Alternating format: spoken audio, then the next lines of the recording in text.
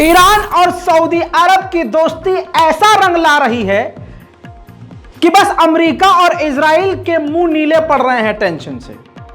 कभी किसी भी हिंदुस्तान और पाकिस्तान के मुसलमान ने यह सोचा नहीं था कि सऊदी अरब के प्रिंस मोहम्मद बिन सलमान ऐसा सख्त रूप अपना लेंगे तुरंत।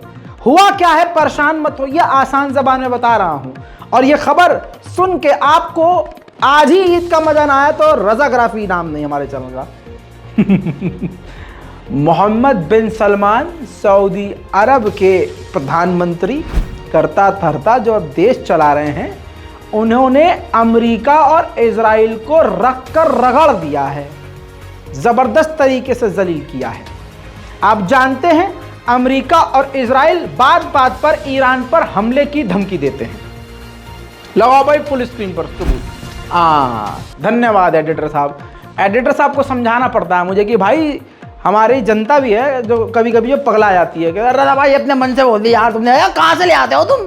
ये देखो सबूत फुल स्क्रीन पर। Saudi prince slams Israeli US threats to strike Iran. अब जो डिटेल्ड में बात है उसको आसान जबान में। अब देखिए मेरा चेहरा देख के आप देखेंगे तो ज़्यादा मज़ा आएगा। यहाँ चेहरा देखिए थोड़ा सा हमारा, चांद जैसा मेरा मुंह है, लेकिन अम्मी कहती हैं बेटा चांद तो हो तुम, लेकिन चांद पे लगे हुए दाग हो।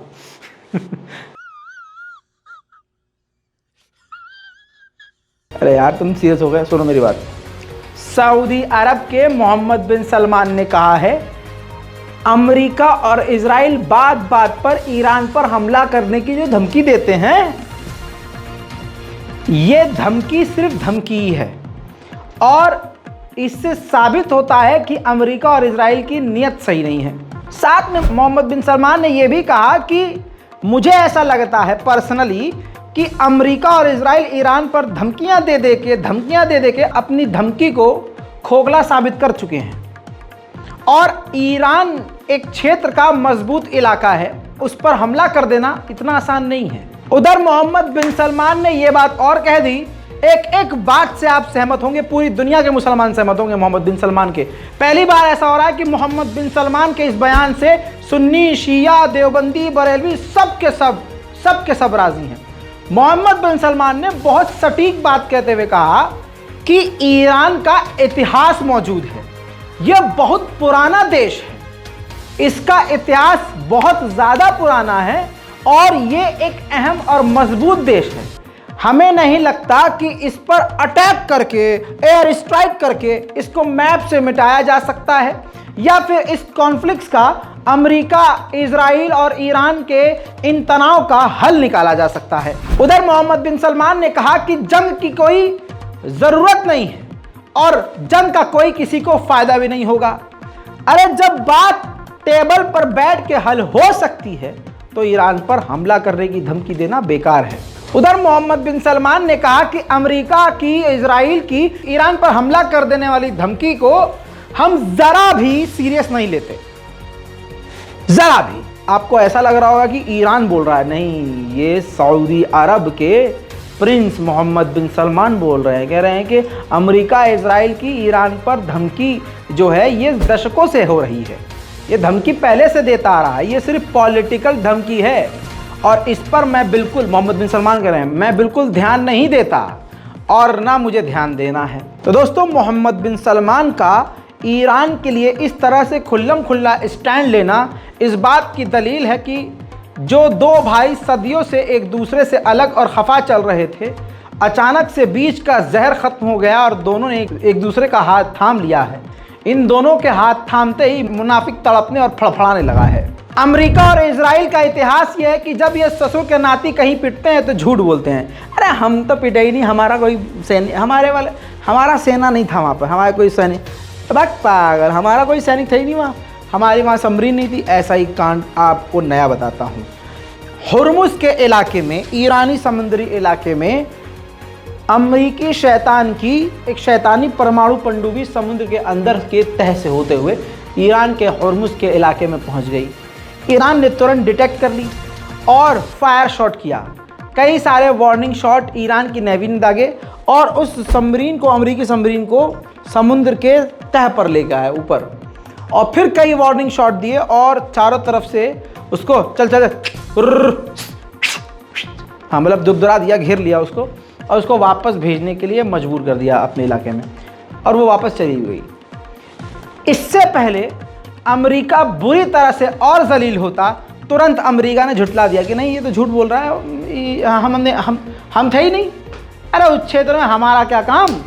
लेकिन दोस्तों कई मीडिया में ये बात आ चुकी है कि IRGC ने अमेरिका की पूंछ पकड़कर घुमाकर फेंक दिया वापस। कमाल ये है रज़ाग्राफी देखने वालों का कि रज़ाग्राफी आपको सबूत दिखा देता है, एकदम रगड़ देते हैं हम। ये देखिए ईरान ने सबूत जारी कर दिया। ये देखिए देर रात को ईरानी समुद्री इलाके में, हॉर्मुज़ के इलाके में ईरानियन नेवी ने कई फायर शॉट दागकर अमेरिका की नेवी को पानी के तट से निकालकर बाहर लाए और धकेल कर पीछे कर दिया।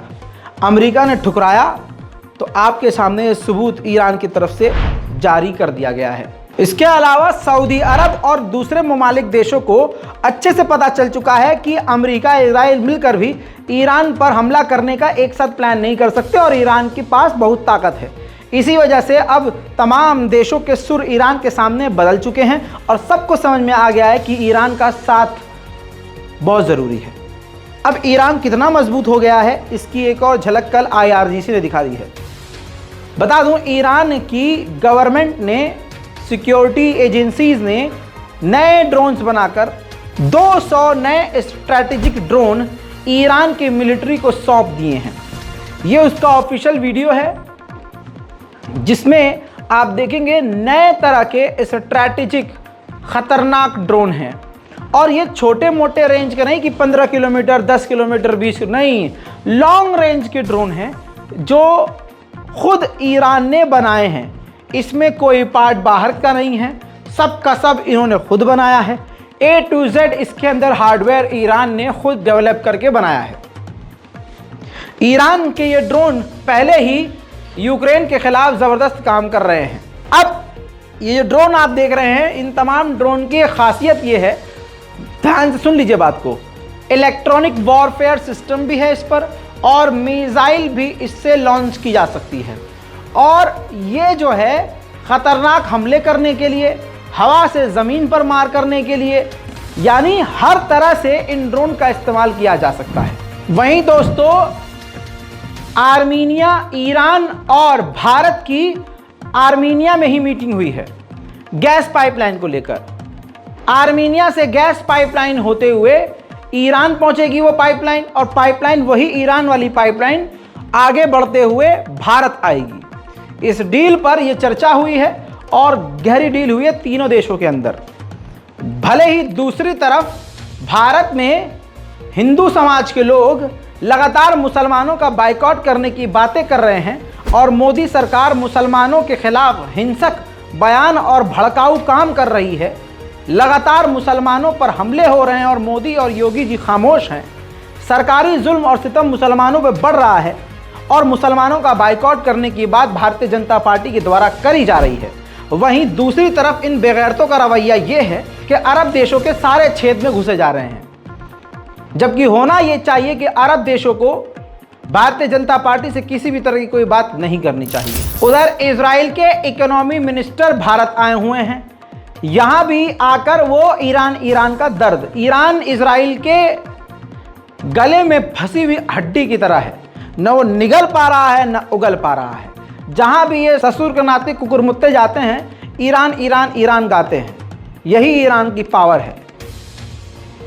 तुम भले ईरान को कितना भी कमज़ोर दिखाने की कोशिश करो, अगर वो इतना कमज़ोर है तो इतना फड़फड़ाते क्यों हो। इजराइल के इकोनॉमी मिनिस्टर जब भारत आए, उन्होंने कहा कि अगर लेबनान ने हम पर हमला किया, लेबनान की तरफ से हम पर हमला हुआ, तो हम ईरान पर सीधा अटैक कर देंगे।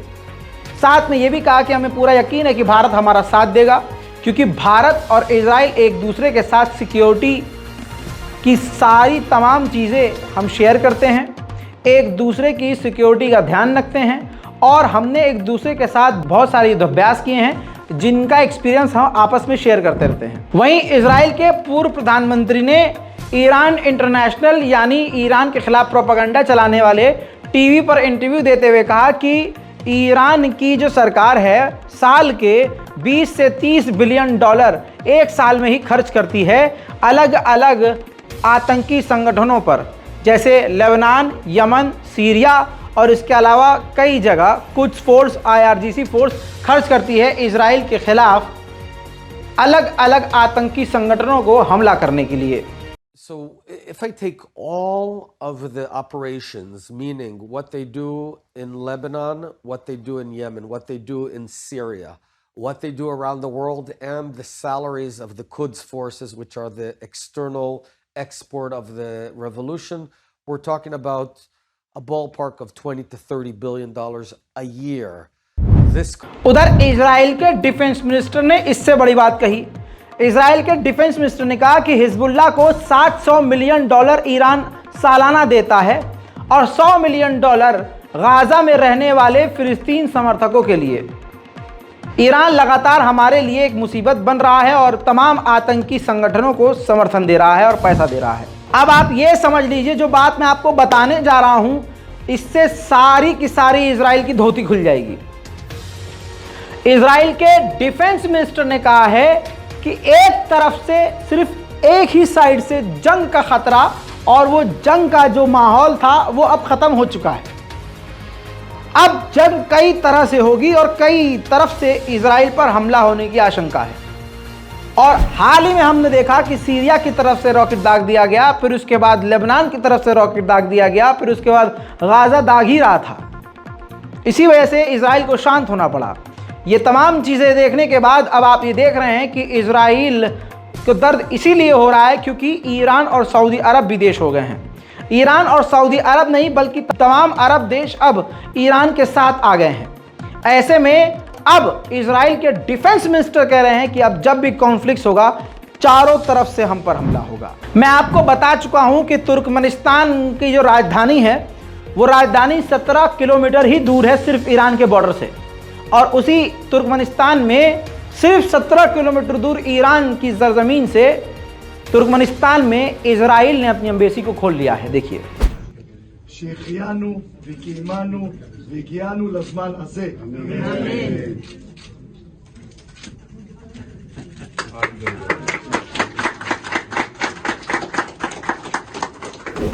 उधर इजराइल ने एक नौजवान को बिना किसी वजह गैर कानूनी तरह से पकड़ कर रामल्ला में जेल में डाल दिया है रामल्ला की। वहीं रामल्ला में ही उनके परिवार और उनके समर्थक सड़क पर आके प्रदर्शन कर रहे हैं। नई बात यह है कि वो 75 दिन से भूख हड़ताल पर है।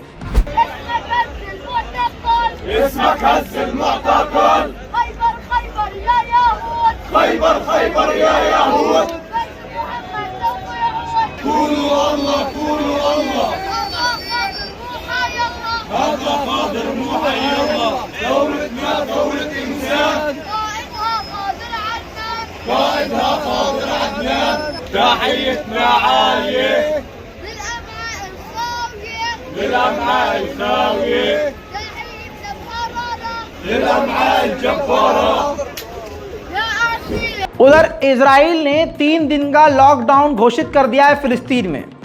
24 अप्रैल, 25 अप्रैल और 26 अप्रैल को फिलिस्तीन पूरी तरह से बंद रहेगा। वजह कोरोना नहीं है, वजह है ये 3 दिन इजरायली अपना त्यौहार यानी मेमोरियल डे और इंडिपेंडेंस डे सेलिब्रेट करेंगे। ये 2 चीज़ें मनाने के लिए वो पूरे मुसलमानों को घर के अंदर बंद कर देंगे। वहीं यमन का हाल काफ़ी बुरा है, इतना बुरा है कि वहाँ सरकार के द्वारा जब खाना बांटा जा रहा था गरीबों के लिए, तमाम लोगों के लिए, तो उसमें भगदड़ सी मचने लगी। भगदड़ को काबू करने के लिए मिलिट्री फोर्सेस की तरफ से हवाई जब फायरिंग करी गई तो अचानक से भीड़ बौखला गई, भीड़ को समझ में नहीं आया और भगदड़ मच गई। तो दब दब कर ही इसी तरह से भगदड़ में 85 यमन के मुसलमानों की मौत हो गई।